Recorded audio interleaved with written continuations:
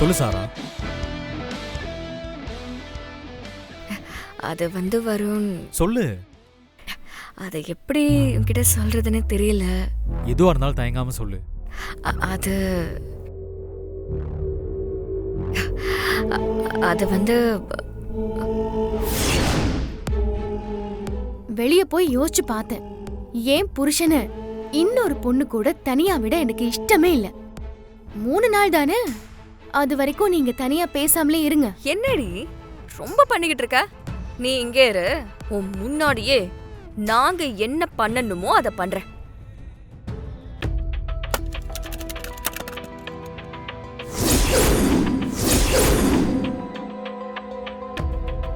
என் அனுமதி இல்லாம என் புருஷன் கிட்ட பேசுறதே தப்பு.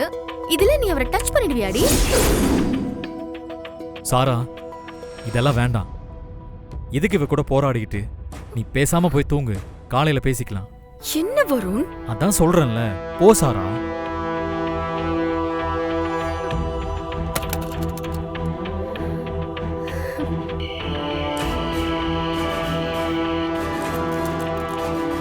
இப்படியெல்லாம் பண்ணி என்னையும் சாராவையும் பிரிச்சிட முடியும்னு நினைக்கிறியா?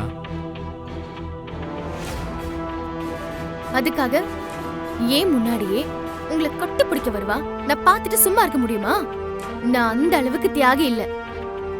இன்னும் நாளே நாள்ல சாரா தான் இந்த வீட்டுக்கு பெஸ்ட் நிரூபிச்சு உன் முன்னாடி அவ கையை நான் பிடிக்கிறேன். அப்ப நீ என்ன பண்றேன்னு பார்க்கலாம். அதையும் பார்க்கலாம். I am waiting.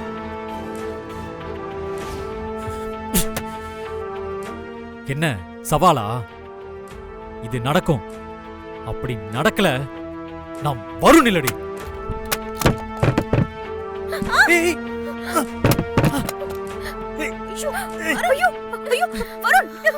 யாராவது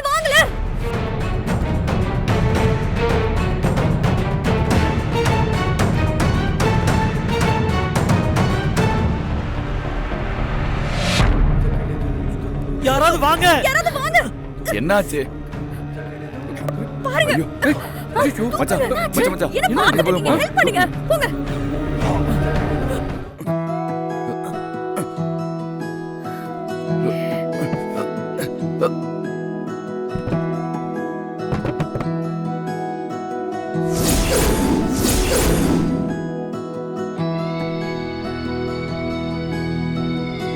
வருண். வருண். ஹேய், ஹீரோ தூக்கியாச்சுடா. எந்திரி. இதான் சாக்குன்னு அப்படியே படுத்துட்டு இருக்க. மச்சான், என்னாச்சு? எப்படி கவுந்து விழுந்தது? மச்சான், கொஞ்சம் சும்மா இருங்க. எப்படி விழுந்ததுன்னு மறுபடியும் விழுந்து காட்ட போறான்.